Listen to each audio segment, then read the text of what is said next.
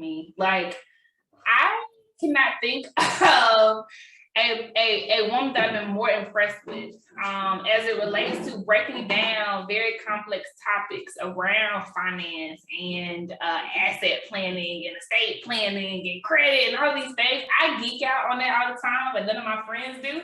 So I love her. And we're going to talk about all the things. But before we do, I definitely want you to know a little bit about each of us, right? Because we are Black women first. So we'll unpack that. Lindsay, do you want to go first and share a bit about your background? Absolutely. Hello, ladies. So glad that you all made it to this day. We are so blessed to have you all, and we hope that you all are full. We hope that you feel recharged, but we also hope that you feel empowered to go out there and create a legacy for you and your family and everyone else attached to you. My name is Lindsay Peel, and I have the honor of serving as the founder and principal consultant of Kingdom Vision Consulting. We are a financial services firm that specializes in personal and small business financial capacity building, specifically for entrepreneurs of color. We focus on 5 key areas of finance known as class, creditworthiness, long-term wealth, asset protection, strategic banking relationships, and strategic asset accumulation. Thank you to Ms. Casey and the entire team at Blaze for this amazing opportunity for women like us to invest in ourselves, but also to be able to pour into each other. So I am so excited for today's conversation. Oh, thank you, Lindsay. And we're honored that you're here, like point blank, period. Thank you so much for sharing spaces. And like Lindsay was saying, like, this is all about letting us hold your hand, right? So light up the chat with your reactions, your questions, your comments, virtual high five sisters in the chat that are already doing some of the things you talk about, and then virtual high five some people who are accepting the challenge, right? To step it up and do better, right? We're here to help each other. As by way of background, I am Casey Richardson, founder of Blaze Group LLC. Blaze stands for Building Leaders and Accepting Zero Excuses. That is first for me and the way that I show up for the Black women that I serve. It is secondly for those who claim they want to show up and cape for us. They have to understand that this is our turf. It is protected space. They need to come and speak in terms that we understand, using examples that are relevant to us, right? And founded on principles that are definitely anchored in putting us first, because as Black women, gone are the days where we're trying to be superwoman, right? And the last rungs in the ladder, and we die lonely enough to feel, right? Around a whole bunch of people who don't even see us, right? And then lastly, it is definitely for the tribe of women that I serve. Like, no one is scared, right? That ain't no excuse, right? Just put one foot in front of the other. I spent a decade in corporate America working for Bank of America, structuring multi-billion-dollar loans for tech companies. So I dealt with large corporates such as Dell and Apple, as well as some unicorns in Silicon Valley, such as Pinterest, Uber. Has some pretty fun ones in the portfolio, but there was never a time in my journey where I worked on a deal team structuring these solutions with people that look like me. There was never once another Black woman on the deal teams, right? And then beyond that, there was never a Black person receiving the funds. So it definitely wasn't a Black woman receiving the funds, right? So I walked away with the full intention of taking my knowledge to the streets, right? Because if women weren't working alongside me structuring this stuff, that means that it was a high likelihood that this knowledge was not leaving those 4 walls and getting to the communities where geniuses, right, walk around every day, resourceful people walk around every day. So that's what this is about. That's why I've collaborated with extremely intelligent women like this, and we're gonna unpack a lot of things today. So let's talk about Black wealth, sis. I'm particularly excited about this topic, given that both of us have backgrounds in finance, and I know that there weren't a lot of people that look like us, right, on the inside of those walls. I would say that entrepreneurship is very correlated with ownership. And that ownership is very correlated to equity, right? Because once we're in a position of ownership, we got something to pass down, right? We create the rules, et cetera, et cetera, et cetera, et cetera, right? And it will allow us to bypass a lot of the systemic barriers that exist, right? If we truly do pull our resources together, right, or have a directory of people we lean on and go to for services instead of going to these cookie cutter huge behemoths, right? That's one of my lenses, and that's why I'm excited about this summit, right? Because I think we already hold the keys. It's just trying to figure out how to pull it all together, right? And build streets that are full of us, right? Where we can commune together. But I want to ask you some of your thoughts around this, right? You've been inside of those walls. You worked with the people who are gatekeepers, right, for funding and all of that. What would you say about the knowledge that's inside of those walls that don't make it to streets, right? Do you think it was a lot of it? Like, what was your experience? There is definitely a lot of it. It's too much actually that do not make it to the streets. So a little bit about my background. I also worked in the banking industry, but I was on the retail banking side. So boots on the ground, working directly with clients, consumer clients, business clients. And I worked in every role pretty much within your standard banking branch. So starting as a part-time teller and then ending my banking career as a branch manager. And during my tenure there, I would meet so many people in the community, and the information that I would share would always be very unfamiliar to them because one, they would say, I've never heard a regular banker say that, or my bank doesn't talk to me this way. And it became so that I inherited the nickname, the spy on the inside. And that was because I was about the people, I was about the community, and the information that I was learning inside, I was making sure to bring it outside of the community. And, you know, Casey, when we really look at the banking industry in general and finance, it's a white male dominated field, right? And even when they think about hiring people like us into these industries, a lot of times we're tick marked, right? Let's just be real. And even still, once they bring us in, there's only but so much access they want us to have. Let's also acknowledge that, right?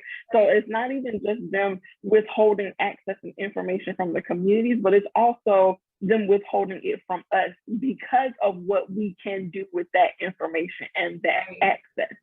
And honestly, when I was in my degree is in broadcast journalism, so I had no idea that I would be in banking, no idea that I would be in finance. But what was important to me was seeing people who did look like me in the industry take the information that we learned in banking and taking it back out to the community, which was something that attracted me to the industry. And that's why I'm even still here in a capacity of entrepreneurship, being in the financial industry, is taking the information from the sources and pouring it into the community. That's what it should be about, but it's not, right? It has not been that way for decades, for centuries, if we can be really honest, right?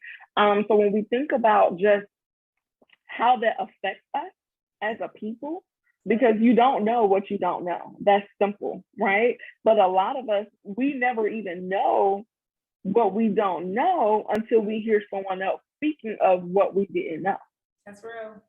And which even that is a hurdle. Getting access to the information is already a hurdle. Trying to build trust with these institutions is already a hurdle. And it's hard to trust people who won't even really give you the tea. They're not even really giving you the information. I can literally go on a tangent, but it's problematic. It has hurt our community for years and years and years, but it's also up to people like you and I, Casey, as well as those who are still in the banking industry, still working for these institutions, to be bold and take a stand and to really prioritize giving out this information. Yep. 100%.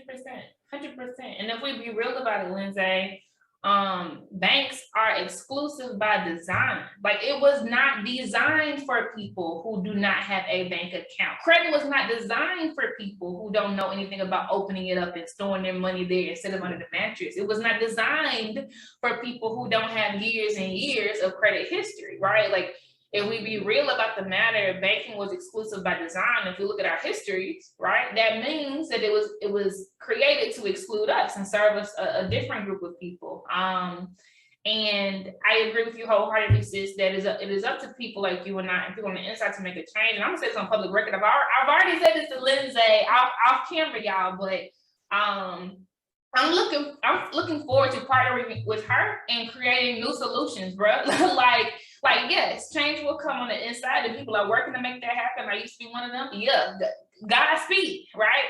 But I don't believe we have to wait on them. I do not believe we have to wait on them. I believe that we can put our smart heads together and create new solutions for our people. And Lindsay, look, I wholeheartedly want to partner with you on that. Like, I've been in Africa since February, and since being here, I've been working with a company in Kenya, right?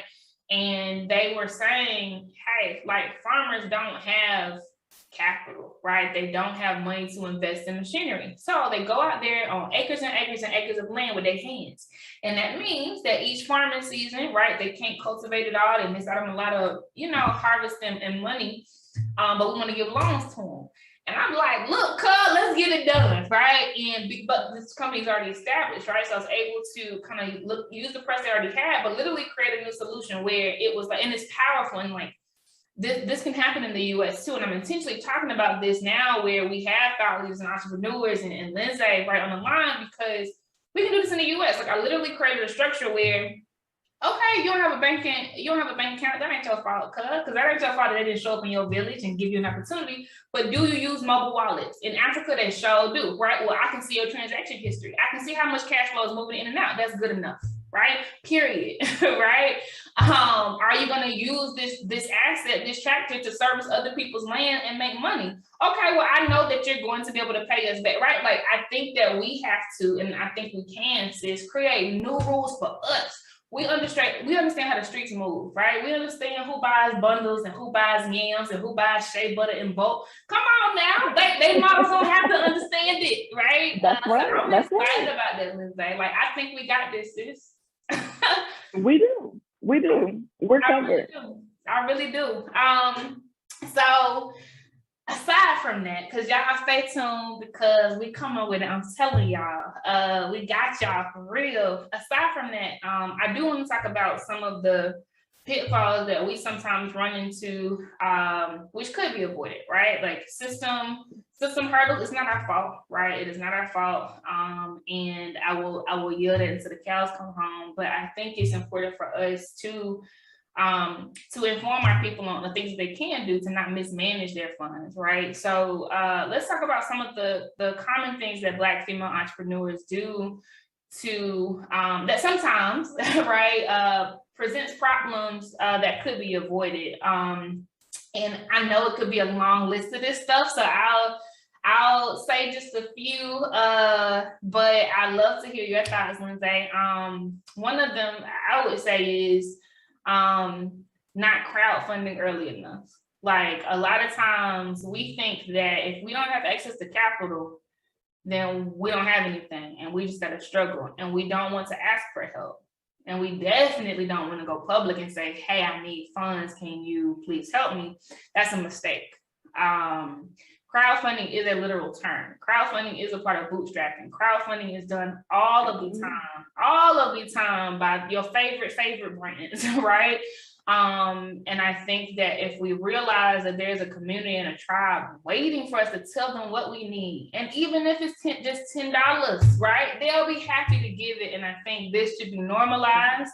I think that we got to systemize it better, where we provide even more outlets, because we shouldn't only have to go to GoFundMe, right? Like, we know tech enough to build something where Black people feel comfortable, asking for stuff. But I think that's one area, just not crowdfunding early enough. And then two, I'll say, and then I'll pass it to you and say, but I think two, it is not asking for credit before you need it. So if you are in a 9-to-5 and you pay all of your bills on time, right? And you have a decent credit history and you're thinking about going into entrepreneurship, baby, that is the time to apply for the credit cards, right?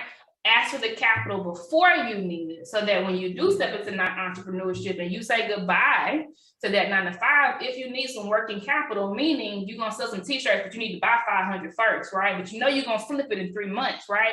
Grab that credit card, then flip it and pay it off, right? But a lot of times we leave first, we run, we haven't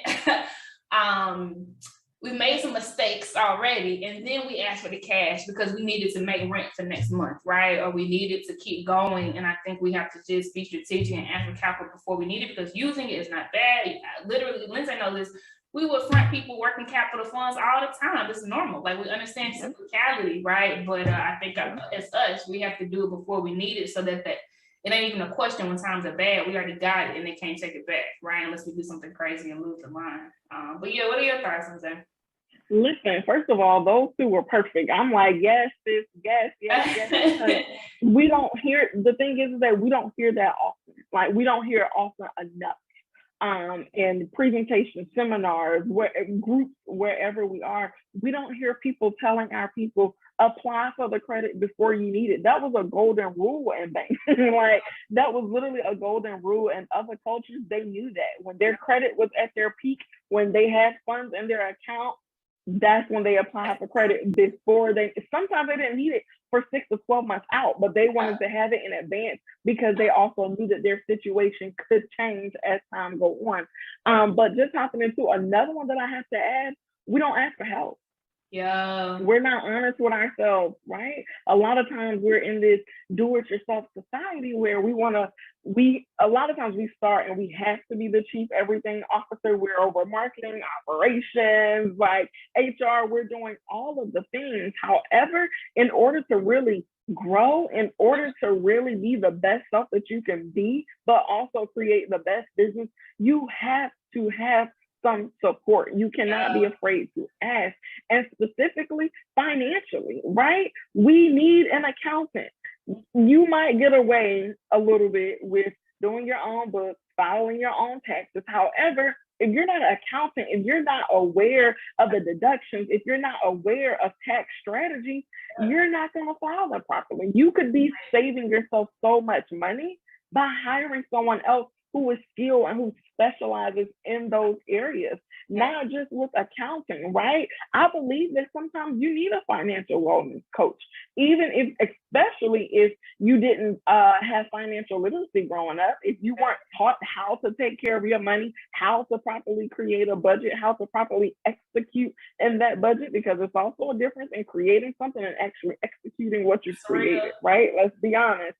You need those people who are a part of your team. In entrepreneurship, we call them all the time your financial dream team. Those key partners that you absolutely need. That also includes your business banker. Hello? Yes.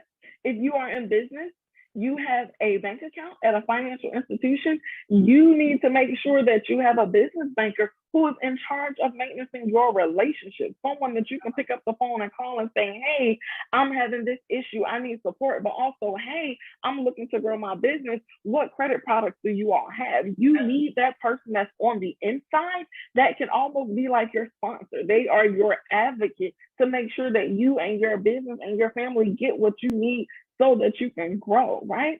Another thing too, Casey, is that we're afraid to invest. We're afraid to spend the money. Yeah. We can't make no money if we're scared to spend it. Let's also be honest. It costs money to run a business. Like, you have to consistently reinvest the revenue that you're bringing in back into the business, whether that's enhancing your systems, whether that's hiring that support, hiring those consultants, or hiring that staff to help you to grow your business. We cannot be afraid. Sometimes I think we live with the scarcity mindset where we just want to hold on to it all, or we're making this or making that. I want to see how much I can keep. You cannot be afraid to reinvest. Yeah, I agree. And I think a lot of it, and as I listen to you talking, I agree with everything that you said. And I think we've had the privilege of being on the inside and realizing that these are just people. Like, these people are not like genies, they're not superheroes, they're just people. So to your point, like calling the bank and being like, hey, like, who is my business banker? I need to ask some questions, right? Like, we are so afraid to do that. But I think it's because we have to heal some things as it relates to money. Like, we got to heal our relationship with money, right? Because as you're talking, Lindsay, and again, like, we've seen these things. We know what we're talking about, right? We know it's all possible and it is you're entitled to it, right? But growing up, if we grew up in households where when the first of the month came around, like parents were gloomy, and a little uptight, and you can't ask for things, and you can't, like that stays in our psyche, right? And so even as business owners, when things do start getting a little good, like you're so afraid, you have such a toxic relationship with money that you're afraid of blowing it, right? Or you don't trust yourself, right? And I think I think there's so much power in what we're saying, and I would just say, start somewhere, right? Because it is, especially if you have to heal your relationship with money, it's a huge leap to take with talking to somebody about it. Like if you're not even comfortable looking at doing mirror talk with yourself about, girl, listen, the credit, we really messing up, we fucking up now, right? If you're not there, then talking to somebody else can be very, very scary, right? But I think starting somewhere is good, like QuickBooks, right? QuickBooks Online.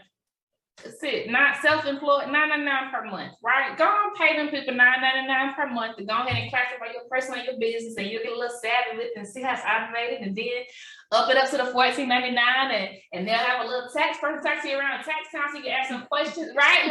Like start somewhere, right? Like Lindsay is saying, don't do it all by yourself, because if you need to scale, baby, your 10 fingers and your one mouth ain't gonna hit it. Like if your revenue, if your client base quadruples overnight and it's just you, like you can't keep it up, right? So start somewhere, invest in systems, and then go on to the people, and then once the people start killing it for you, invest in your team, right? I think that's super fire. Straight gems, sis. So since we dipping our toe into the things that sting, let's go on to credit, Lindsay. What you want to say to the people about credit? Where do we start in this discussion? We got to address it, y'all. The starting point is we have to address it. Yeah. You cannot be afraid to pull your credit report. You cannot be afraid to see the damage that we have done, but also you can't be afraid to address the damage that somebody might have inflicted on you. Listen, because if we're talking about our community, we also are aware that some of us have lived lives where our parents have put cell phone bills, light bills, cable bills, whatever bills on our credit, and then we're left with the mess to clean up. And sometimes, because it's such a hard topic to discuss, we don't know how to talk to mama about it. We don't even really want to ask for the money. We just try to sweep it under the rug. But there's only but so much sweeping that you can do under this rug before the rug starts lifting, and it's like, okay, now you actually have to clean this up. And sometimes we wait until it's too late. We gotta address it now. And even for everyone, if you might be new into entrepreneurship or you haven't quite started, that's the perfect time to start cleaning it up. So when you do need access to capital, you can get those approvals. But it's a step above just gaining access to capital, because let's also be honest, there are also lenders out there that will give you money if you don't have good credit. Cool. However, you pay for that. It's more expensive. So not only does having good to great credit, does it give you access to capital, but it also gives you access to capital at a very affordable rate. You save so much money down the line by having good credit. Even if you have to invest in having good credit by paying off some things that we have in collection, right? Paying down some of that revolving debt that we may have, right? Paying off that car loan that has been on our account for years because we've gotten rid of one car, traded in, carried over some negative equity and added on to that. When we finally make a choice to address those issues on our credit report, literally life is different for you. People are knocking on your door to give you money. Oh, you started a business here. I want to give you this to apply with me. It's about being able to know that you get access to a whole nother different world. Right. When you have good credit, you got to take care of it though. But you also have to prioritize building credit on your business side. Right? I know a lot of business owners hate that they have to be a personal guarantor, especially when it comes to traditional lending, but you got to start treating the business for where you want it to go. Build that business credit, invest in that business credit card.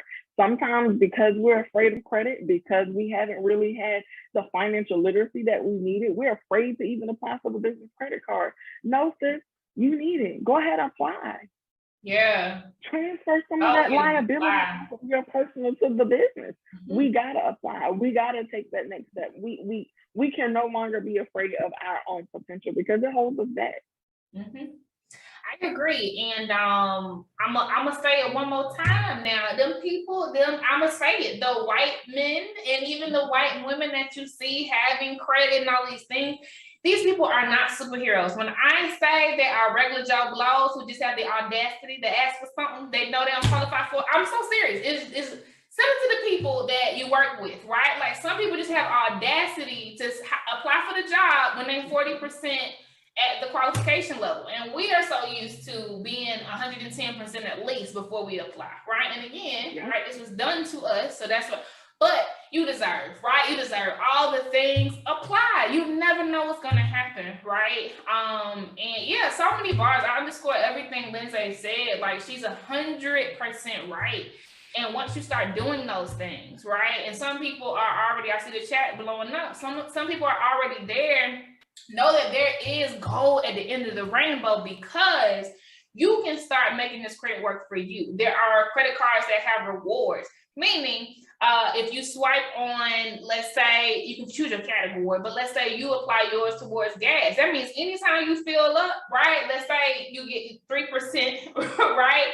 Or 3 times the rewards on every dollar you spend, right, on gas. Like you legit use that credit card for gas, even if you already got money in the bank, just pay it off right after, right? Some people travel a whole lot in their business. The credit can work for you. That means anytime you book travel with your business, you use that credit card and you get free miles. So the next trips are free. You still get miles on top of that. Like there is gold at the end of the other side because like Lindsay said, you will then have people begging you to lend, be a person they can lend to, and I'll demystify why, right? Because I think a huge part of this is understanding how this stuff works. It's just like therapy. But now we're tapping into the point of understanding why it's important, right? And we're learning vocabulary and trauma and all of these things. The same is true for credit, right?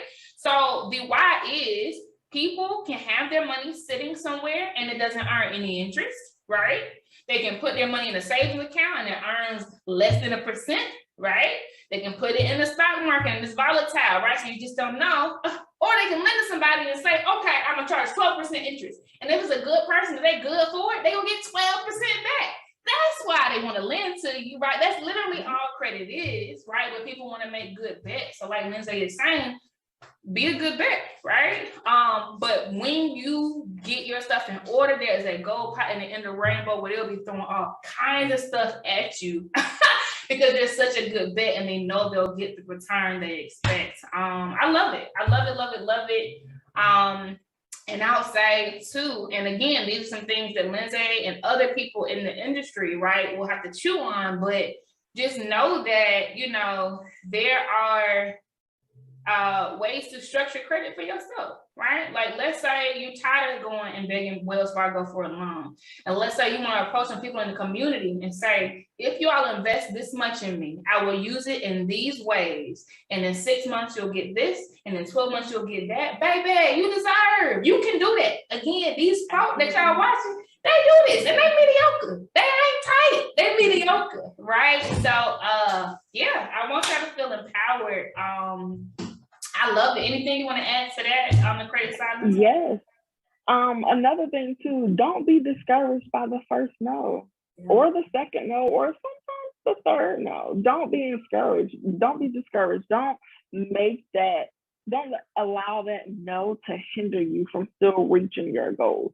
Sometimes a no is not right now. Or sometimes a no simply means not this company. On to the next one. That's why it's also important to have options. I know a lot of times we typically start with our primary financial institution, which is great because you have a relationship with them. And a lot of times that relationship can go a long way in your approvals. However, always seek alternative sources. There are CDFIs out there that exist. Credit community development financial institutions, right? They exist for us. And a lot of times they lend money to business owners who cannot get traditionally approved from the bank, specifically because of credit issues. Remember that you are a story. Your business is a part of your story. There are lenders out there who still believe in you and your story, even when you don't necessarily have the best credit.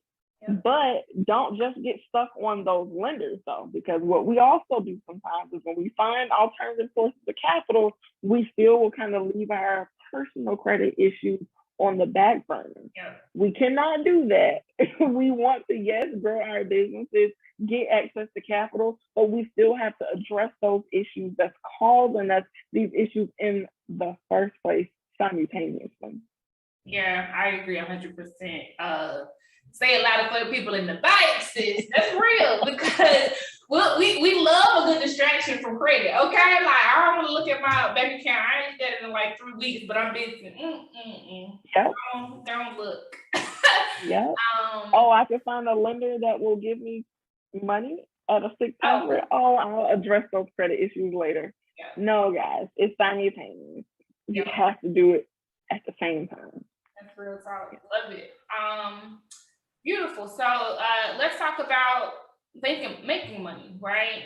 So there's a difference between growing revenue and scale, right? And I don't know that all of us in the Black community understand that. And again, it's not our fault. It's just that we're not, oftentimes not behind these walls where these things are talked about, where companies are assessed, and we're asking the questions like, but is this business scalable, right? And that's a different question from, is their revenue growing, or can their revenue grow? And it's really important for everyone in the summit to think about as business owners, because you can grow your revenue without scaling. Right. So revenue growth is simply like it went from 1 to 2 per year to 3 to 4. Beautiful. That's revenue growth. But if your revenue went from 1 to 2, and your cost went from 1 to 2, you didn't scale, right? Your cost went up too. So your bottom line is just like, okay, and right.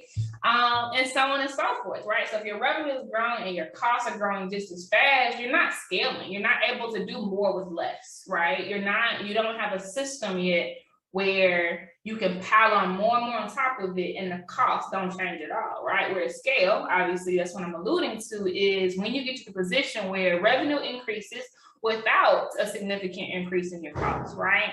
If you think about the lift you get from technology, right, and automations, it does not matter if 30,000 people flowing through them automations or one. Like, it's gonna run just fine, and the cost is whatever you pay for that subscription per month, right? Like, that is scale. So let's unpack that a little bit, Lindsay, for everyone, and just talk about the benefits of it, right? Like the benefits of thinking through scale, positioning our businesses for scale versus revenue.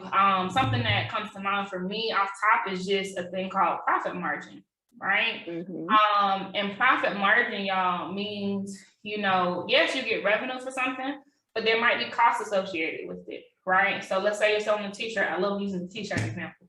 Let's say you're selling a t-shirt, right? And you're selling the t-shirt for $15, but it costs you $8 to get the t-shirt, right?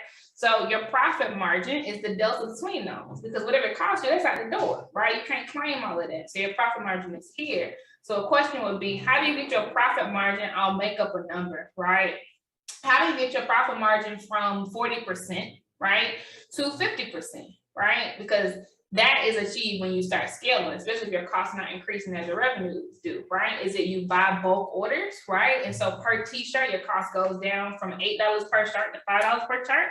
Beautiful, that increases your profit margin, right? Is it you make the investment to bring the t-shirt imprint machine inside the house? So it's a one-time investment for the next 10 years. You ain't paying nobody for those emblems, right?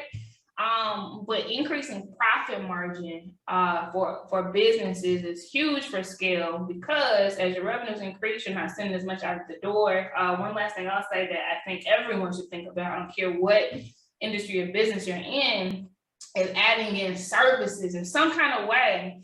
Adding in services is a part of what you do, because the profit margin most times on that, you 90%, right?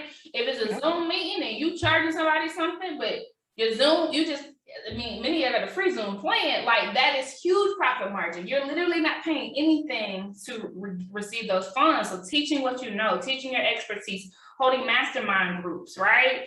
Having co-working sessions. These are things that you can literally do for almost free, right? It's not free, but you're making income. And so overall, your business profit margin has increased because your mix, right, has changed a little bit. So I just think that's huge for people to think about and build in so that as things take off, you can keep your costs from going up so high.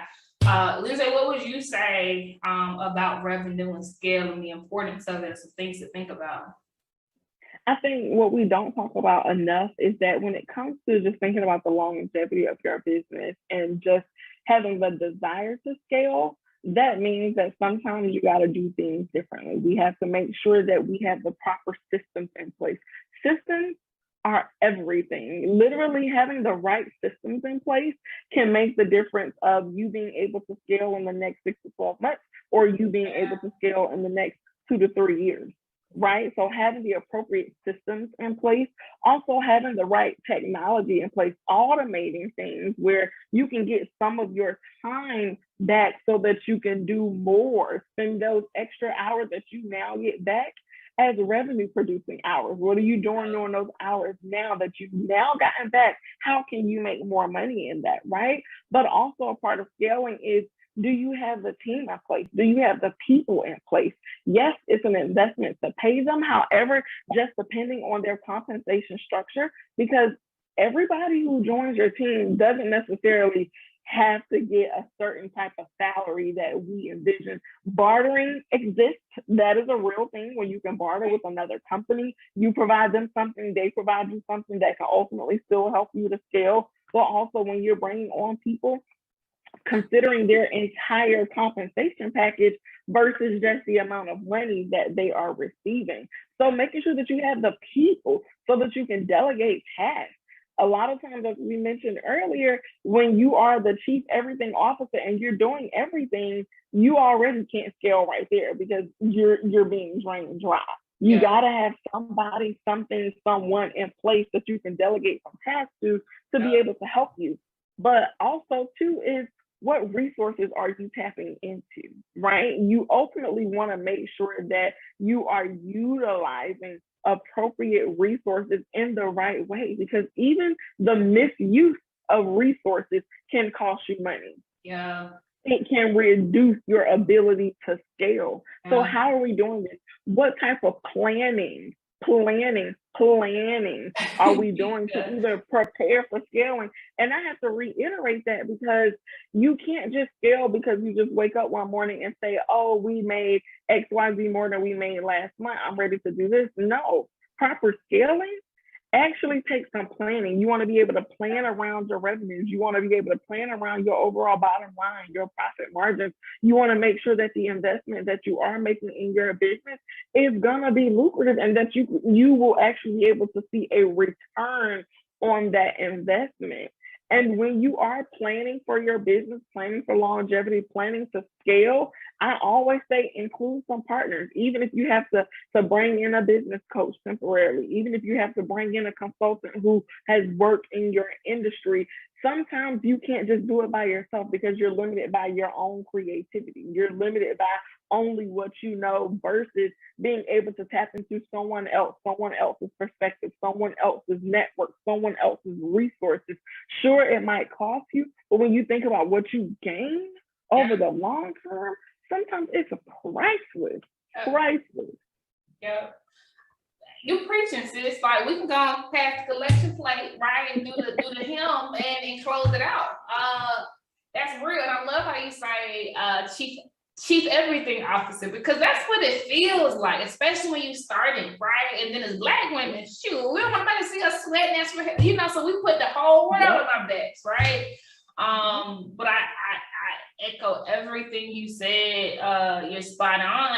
And hiring help is never a bad call. Even if the person proves not to be a good fit, you'll learn what skills you need the next time, right? Because you still need somebody now. Don't sleep, right? But really figuring out what the right formula is, right? With the mix of skills and perspective and experience, et cetera. And I think that, people do, and I think it's great, people do these personality quizzes or these strengths and weaknesses quizzes, et cetera. It is so great to know your blind spots. You do not learn your blind spots so that you spend all your time mastering all those things. No, you learn your blind spots so that you know what areas you need to outsource, because your creative genius, you can do that in your sleep, baby. And that fuels your engine, baby, and it allows you to look 2 years on the road and be the vision plan. That's what the CEO needs to be. Right? The CEO does not have to be the accountant person, the person that knows about marketing, all of this stuff, right? You got to be the visionary, right? So you operating your creative genius, and when you understand these blind spots, so do the surveys. I think it's great, but you know exactly who you need to hire so that they can come and operate in their creative genius. And what would have taken you 6 months to scratch the surface on your own, they would come in an hour and say, "Oh no, scrap this. We need to go this way." And it's like, come on, scale, baby, what? Yeah. Boom, like it's magic, right? So these are gems. I love this. Clearly we can geek out about this stuff, but I hope it's resonating. Right, Dr. One in the chat, if you're learning something, if this is resonating, if you're happy to be here, I'm sure happy to be here with all of you incredible Black women who are creating legacy. Lindsay, woo, she can preach about some legacy now. But y'all in the right place. Beautiful. So I think we've hit a lot of things, right? And I think it's a very comprehensive conversation. Lindsay, is there anything else that you think is just really important to touch on in this space we have? Absolutely. As an entrepreneur, I know that we spend a ton of time thinking about the business. How do we grow the business? How do we scale? How do we do this? How do we do that? But in the process of growing your business, running this business, you can't forget about yourself. And that is, yes, in Black wealth and finance, but when we think about wealth is tangible and intangible things, right? Your physical health, because health is wealth, let's just be honest. We want to physically be able to be here to run this business, to make XYZ money, right?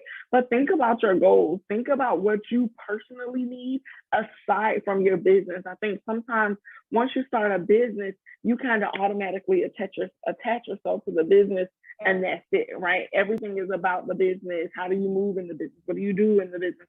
But also think about yourself. Your business is one entity. You are a whole nother person. You are a whole nother living being that needs to be taken care of. Making sure that as an entrepreneur that you are mentally, emotionally, spiritually, physically investing in yourself. But when we speak about finances, making sure that you also have your own personal financial goals that you are looking to achieve. Your business is just a source of income for you to help you achieve those things personally. We cannot forget about ourselves. We cannot forget about those vacations that we want to take. We cannot forget about that inheritance that we want to leave our children. We cannot forget about the things that we want right now as we live and go through life.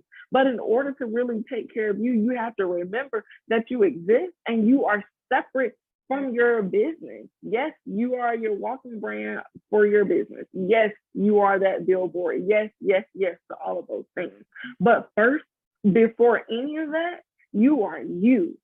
Don't forget to take care of you. Don't forget to invest in your financial future of you separately from the business. That's right, Lindsay. I think of everything we said, that's the most important thing, right? Because the truth is, I think Denzel Washington said it best. He said overnight success is 12 years in the making. He said overnight success is 12 years in the making.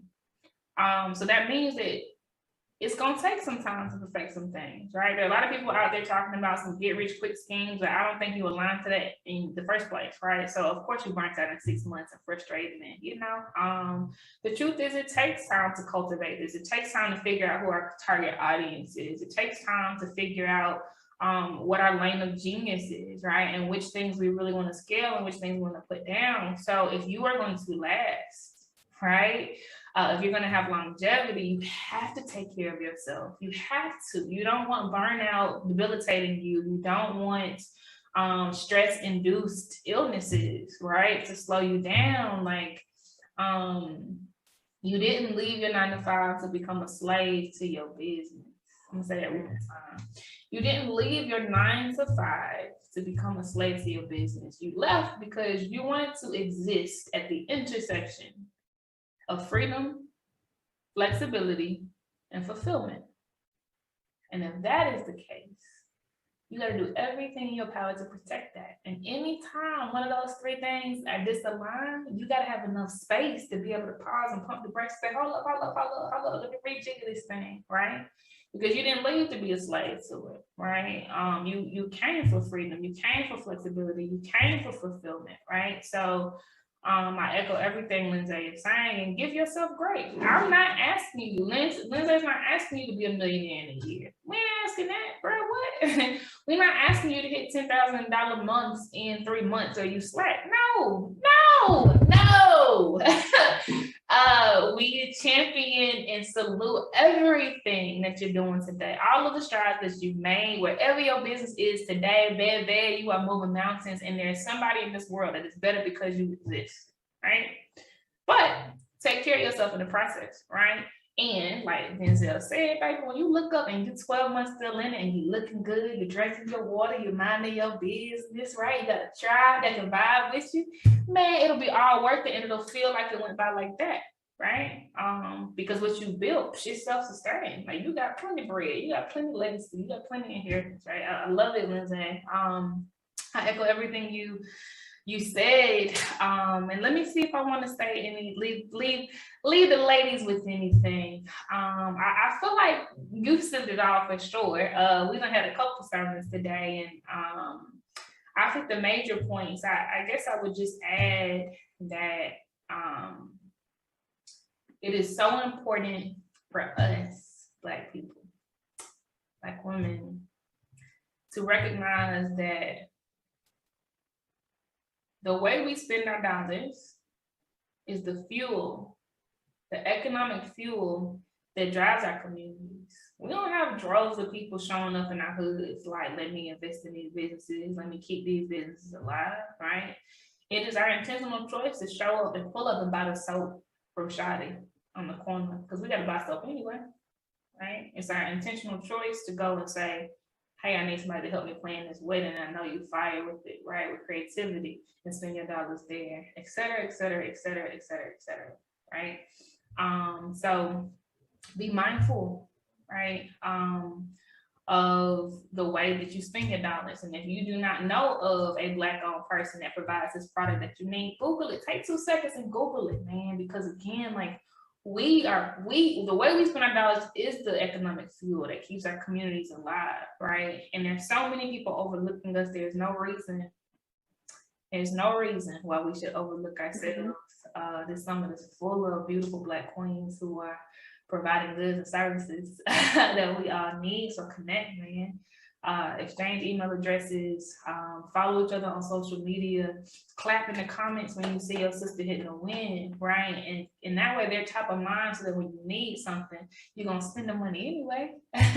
You might as well spend it with each other. And these things we're talking about, like capital and having access or whatever, we keep each other afloat. There's a Buy Black virtual market that's happening right after this conversation, where super dope small businesses who are already serving people in the community are showing up in a virtual global setting.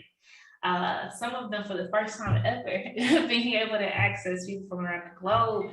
Man, pull up with them, talk to them, ask about their stories, see what you might need, even if it's not today, right? Like keep it written down so that when that does come up, man, you can spend your dollars with them and you keep them alive, because again, it's gonna take us 12 years to be an organized success. Thank y'all so much. Lindsay, I love you, mama.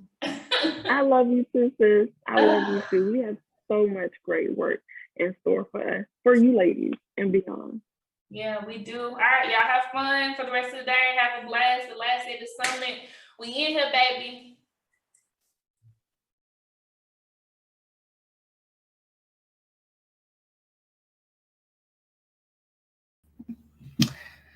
All right, good people. So now is the time that the Buy Black virtual market opens.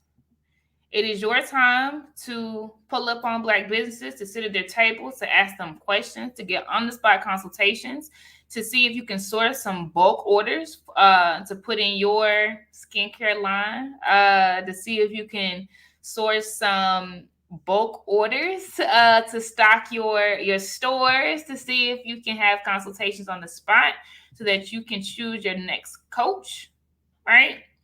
And so on and so forth, right? We have a lot of industries in the space: health and wellness. We have business services. We have apparel.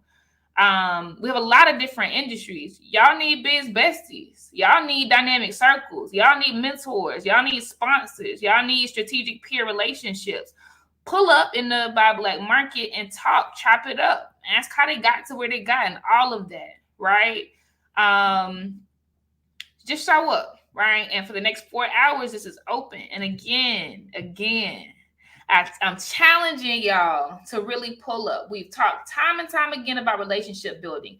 And Casey has said time and time again, it's not about playing the game. It is not. They taught us that toxic stuff. Some conquerors, some colonizers, right? Some capitalists, right? Let's be real about it. Taught us about playing the game and being sneaky and sly and all of that. But what we need to do, if we're going to heal, right, and be comfortable in this thing and not nauseous every time we show up to networking, we need to show up in authenticity. We need to show up willing to have reciprocity, to give something and receive something, right? To see our sisters and our brothers, right? And understand that they will see us in return. So I want y'all to pull up, optimize these next 4 hours. This is the last day of the summit. You're not going to get this time back. December the 5th, and once it's gone, right? But you have an incredible opportunity. Even if you're doing it scared, do it. Let those in the boots hold your hand, please. And I want you to walk away from today, not just with a lot of insight and knowledge in your head, but I want you to walk away with tangible things, saying, wow, I just found my next coach. Or wow, I just bought from a Black woman, and because I invested in her business today, she'll be able to buy one new product, right, for her business. She'll be able to stretch her line a little farther. She'll be able to change her packaging, right, because I bought from her business today, right? That's the kind of stuff we need to be intentional about doing. It is not about playing the game. It is about showing up in authenticity, because as you gain space, you have more space to offer up for other people. That is what Casey has done over the last 5 days. I'm going to include this as a full day now. That's what I've done. As I've attained space, I've given it up for other people, right? And beautiful things have happened. I need y'all to do the same. Somebody paid you a paycheck or gave some orders in. Take your dollars and spend it in the Black community, because you are then making space for somebody else to go further. Denzel Washington said it takes 12 years to become an overnight success. That is overnight success. So we got to make sure that all of us can hang in there and stay in the game. I'm closing this out now. A few reminders, very important reminders, especially because you have 4 hours to parlay. Number one, please make sure that you answer the polls and the feed to give feedback on the sessions that you have heard. These speakers will receive this so they know what to refine, right? So they know how to get better, so they know how well it resonated, right? So your feedback is very important, and it's important for these speakers and all business owners to get comfortable looking at feedback, right? We don't need to give the world with our eyes closed what we think they need to have. We need to give the world what they want. And the only way we know what they want is by soliciting feedback, right? Like, it's okay, even if it stings. So please update those polls so that I can pass along that feedback to them, and so they can continue to refine themselves. So that's number one. It's in the feed always. All of the sessions need to have feedback. So please answer the polls. Number two, to get to the Buy Black market, once you leave out of this session, you'll see a banner at the top of your screen. It gives you an option to go to the reception area, to the lounge area, right? To the schedule. And then fourth, you'll see Buy Black Market. That's another room. That's another hallway. That's another floor inside of this platform. The platform is 5-5. When you go inside of the Buy Black Market, you will see stores. And it is much like walking into a mall and you see the doors and the signage, right? So all you'll have to do is go inside of those stores and you'll be able to see their stage and their links and their resources and their pictures, and you'll see their lounges. Every single vendor has a lounge where you can sit at tables and like chop it up with them via video. So please do go there. I'm just explaining how to navigate it. Again, you're going to go to the Buy Black Market. That is a virtual floor inside of here, and chop it up with them. And then number 3, this is the last day. So I am asking for your feedback. I'm going to drop in the feed. I'll pin it. I'm going to drop in the feed a link that you will be able to submit video testimonials on. It'll be very, very easy. I'm all about putting the ease and easy for Black women. So it's just one click and it'll do the recording for you and all of that.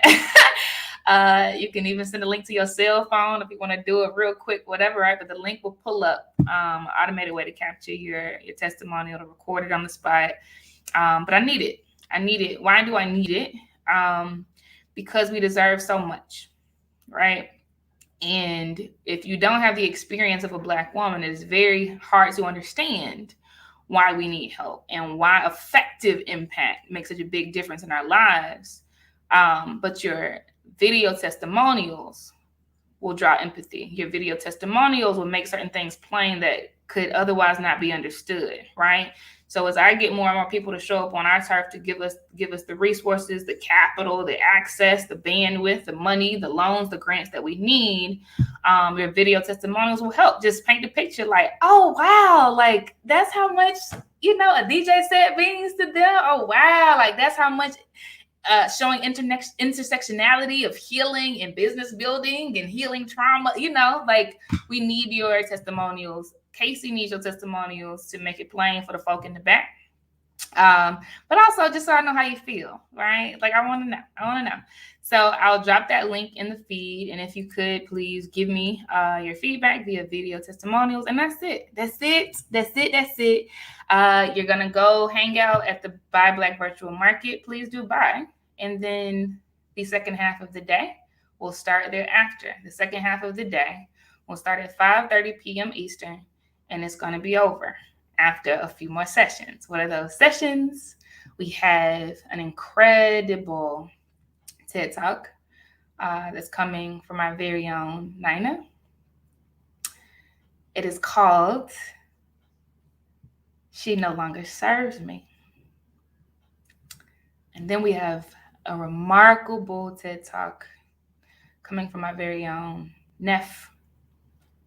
And it is called When the Village Shows Up. Then we have our final session of this entire 5-day summit that will be given by me, the founder of Blaze Group LLC. It is the closing keynote speech, and it is called Let Me Hold Your Hand. I invite all of you to attend those final 3 sessions. And after that, it is truly over. We would have done what we came here to do. The world knows our name now because we showed up in this way, and it'll never be the same. I'll see y'all soon. But definitely patron the Buy Black Market. Love and light. Have fun. Enjoy. Let your hair down and buy from each other. All right. Love and light. Peace.